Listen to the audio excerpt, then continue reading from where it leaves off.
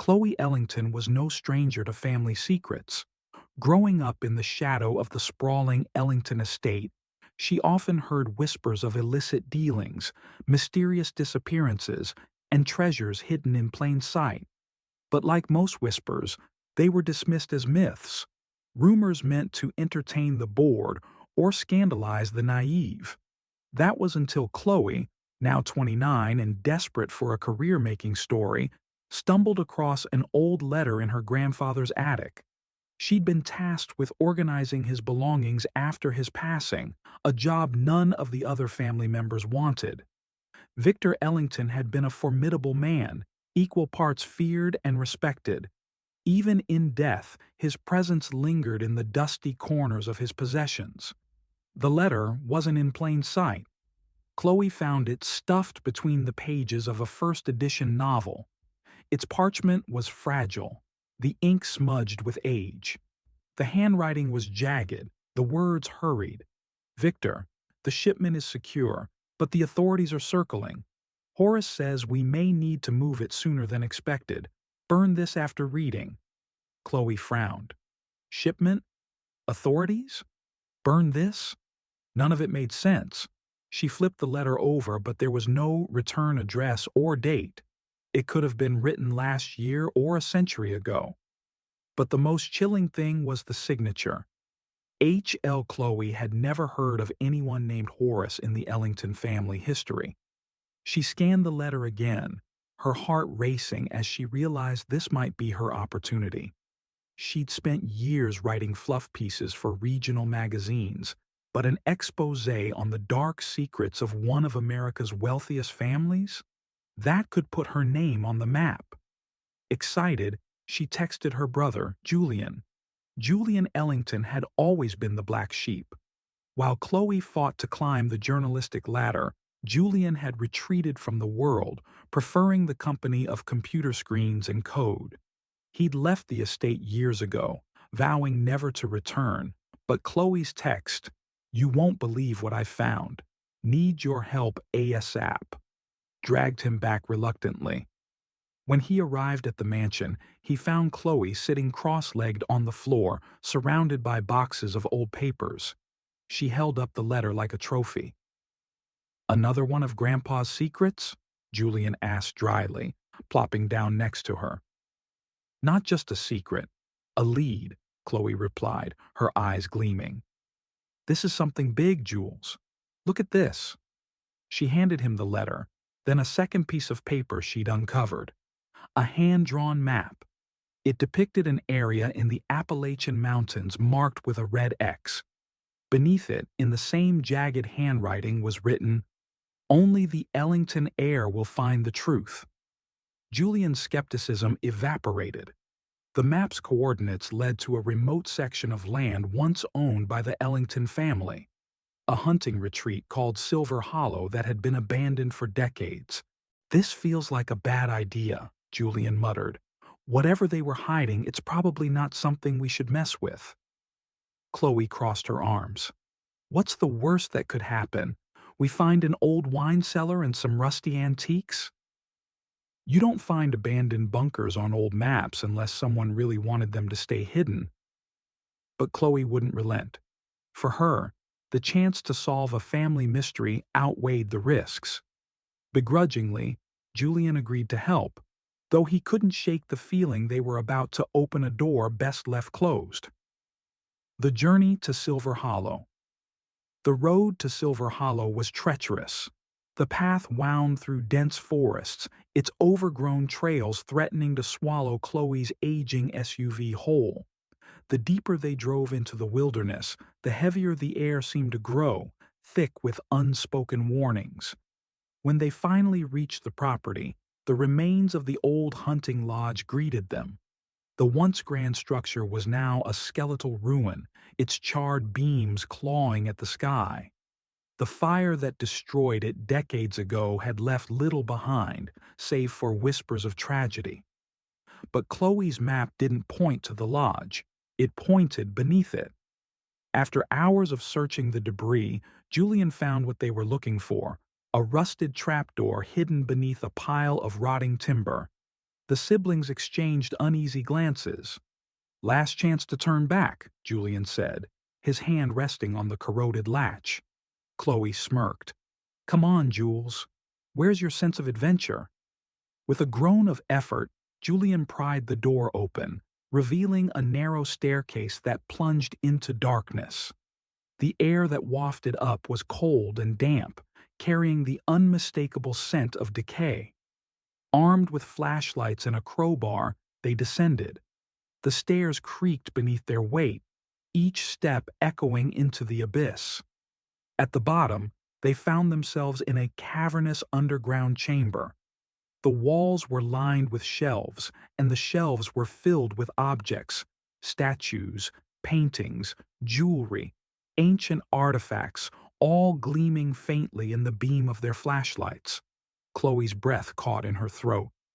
It's a treasure hoard." "No," Julian said grimly, pointing to a stack of crates stamped with foreign insignias. "This isn't treasure, it's stolen." The mystery deepens. As they explored the bunker, the pieces of the puzzle began to come together. Many of the artifacts bore markings indicating they had been looted during World War II, priceless relics stolen from museums, private collections, and even churches.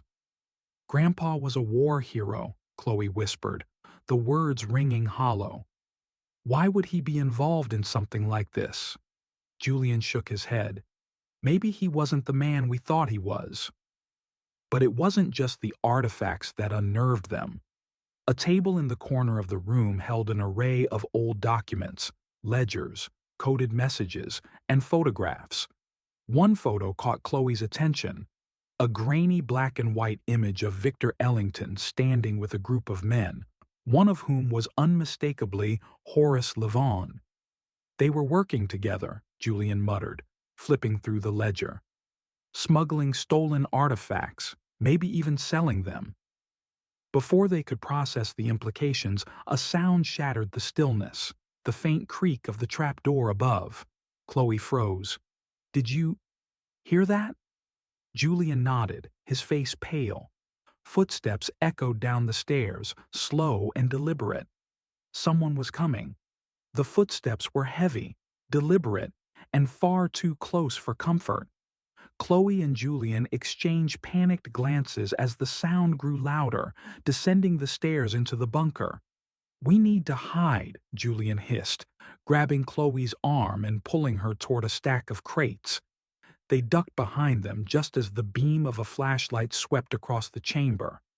The light paused on the shelves of stolen artifacts, then moved toward the table where they'd left the photo and ledger. Chloe peeked through a crack between the crates, her heart pounding as the intruder came into view. It was a man, tall and broad-shouldered, dressed in dark clothing that blended into the shadows. His face was obscured by the brim of a hat, but his movements were methodical, purposeful. He wasn't here by chance. He knew exactly what he was looking for. The man stopped at the table, picking up the ledger. He flipped through the pages, his expression unreadable. Then he reached into his coat pocket and pulled out a small device, something metallic that glinted in the dim light. "What is he doing?" Chloe whispered, barely audible. Julian squinted. "Planting something." The man set the device on the table and pressed a button. A faint red light blinked to life. Chloe's eyes widened. "Is that a bomb?" Before Julian could respond, the man turned abruptly, his flashlight sweeping dangerously close to their hiding spot. They held their breath as he scanned the room, his gaze lingering on the shelves, the crates, and finally, the staircase. After what felt like an eternity, he turned and ascended the stairs, his footsteps fading into silence. Unraveling the truth. As soon as they were sure the intruder was gone, Chloe and Julian scrambled out from behind the crates. "What the hell was that?" Chloe demanded, her voice shaking. Julian didn't answer. He was too busy examining the device. The blinking red light confirmed their fears. It was a timer, counting down from just under 30 minutes. "We need to leave," Julian said, his voice tight. Now. Not without answers, Chloe shot back. She grabbed the ledger and the photo, stuffing them into her bag. If we leave, we lose everything we've found. Julian stared at her, incredulous. Are you insane? That thing is going to blow this place to pieces. Then help me figure out how to stop it. Against his better judgment, Julian examined the device. It was military grade, far beyond anything he'd ever seen before. There were no wires to cut, no obvious way to disarm it. This isn't something I can defuse, he said grimly. Whoever set this up didn't want anyone messing with it. Chloe's mind raced. If they wanted to destroy the evidence, why not blow it up immediately? Why set a timer? Julian's eyes narrowed. Maybe they're coming back. The thought sent a chill down Chloe's spine. Whoever the man was, he clearly knew about the bunker and about the Ellington family's dark past. But why would he return? To collect something, or to make sure no one else did? Fine, Chloe said, slinging her bag over her shoulder. Let's get out of here. We'll come back once we've figured out what we're dealing with. A narrow escape. The siblings climbed the stairs, their movements hurried but cautious. When they emerged into the ruins of the lodge, the forest seemed eerily silent, as if the world itself were holding its breath. They made their way back to the SUV, but as they approached, Chloe noticed something that stopped her in her tracks. The tires, she whispered. They're slashed. Julian cursed under his breath. He sabotaged us. Before they could process the implications, a low growl pierced the silence. They turned to see a figure emerging from the trees, another man, dressed similarly to the first but carrying a rifle slung across his back. He spotted them instantly. "Hey!" he barked, raising the weapon. Chloe and Julian bolted. They sprinted into the woods, the sound of gunfire cracking behind them. The trees blurred as they ran, their only goal to put as much distance as possible between themselves and their pursuer. Eventually, they found a narrow ravine and scrambled down into its depths. The man's shouts grew fainter, then disappeared altogether. Panting, Chloe leaned against a tree. What the hell is happening? Who are these people? Julian shook his head. I don't know, but this is way bigger than I thought. That wasn't just some random thug. These guys are professionals. Chloe pulled out the photo and ledger from her bag. Then we need to figure out why they're here. What are they trying to hide? Julian hesitated. And what if we don't like the answer? Chloe met his gaze, her expression resolute. Then we expose them, all of them. Clues in the ledger. Later that night, holed up in an abandoned cabin they stumbled across in the woods, Julian began decrypting the ledger. It was filled with names, dates, and locations, written in a cipher that took all his skills to crack. Meanwhile, Chloe pored over the photo, noting every detail.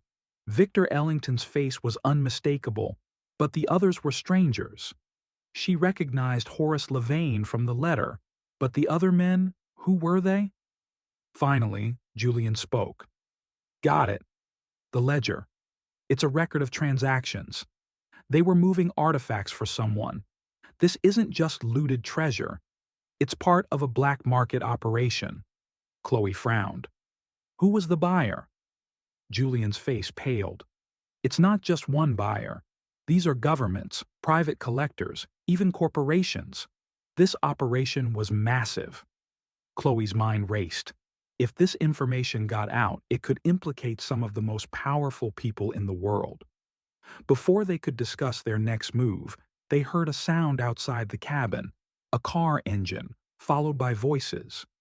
They found us, Julian whispered, his voice barely audible.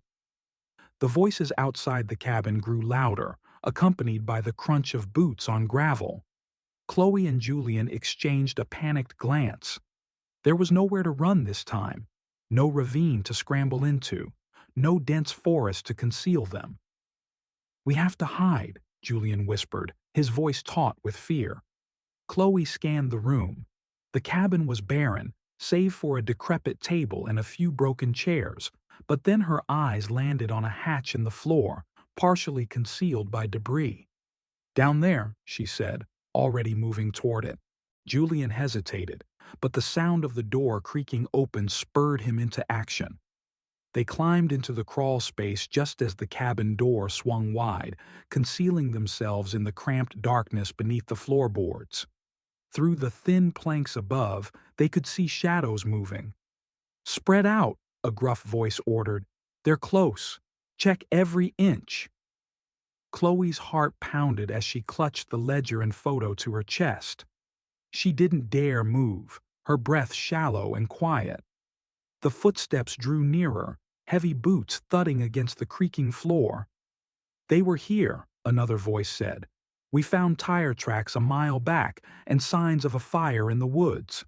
Search outside," the leader growled. "If they took the ledger, we're screwed." Chloe's grip tightened on the ledger.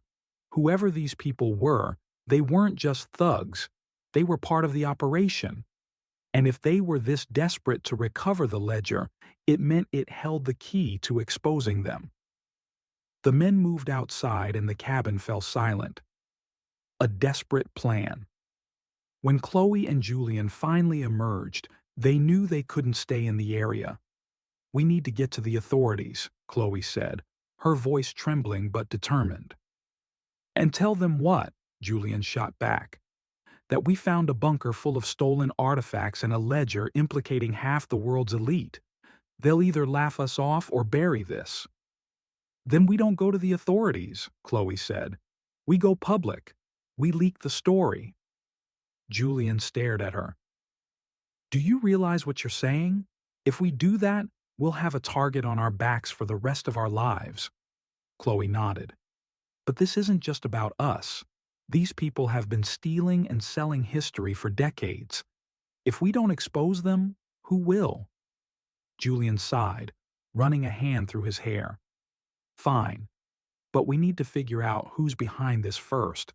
We can't just toss out accusations without proof." Unmasking the network.